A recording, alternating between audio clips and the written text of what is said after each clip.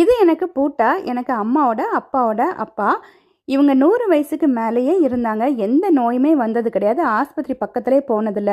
அது மாதிரி தான் எனக்கு பூட்டி, அவங்களுமே ஆஸ்பத்திரி பக்கத்திலே போனதில்ல. இது எனக்கு அம்மாவோட அப்பா, எனக்கு தாத்தா. அவங்களும் ஒரு 80 ப்ளஸ் வரை இருந்தாங்க. அவ்வளவா ஆஸ்பத்திரிக்கு போனதில்ல. இது எனக்கு அப்பாவோட அப்பா. இவங்களுமே 90 ப்ளஸ் வரை இருந்தாங்க. ஆஸ்பத்திரிக்கு போனதே கிடையாது. நான் சின்ன பிள்ளையா இருக்கும்போது எங்கள் ஊர் பக்கத்தில் பட்டாசாணி வளையன்னு ஒரு ஊர் உண்டு நாகர்கோவிலில். எங்கள் போகிற பஸ்லேயே திருப்பி எங்கள் அம்மா கூட்டிகிட்டு வந்துடுவாங்க. அங்கே ஆஸ்பத்திரியில் எந்த நோயாக இருந்தாலுமே எல்லாருமே அந்த ஆஸ்பத்திரிக்கு தான் போகிறது. ஒரே டாக்டர் தான் உண்டு.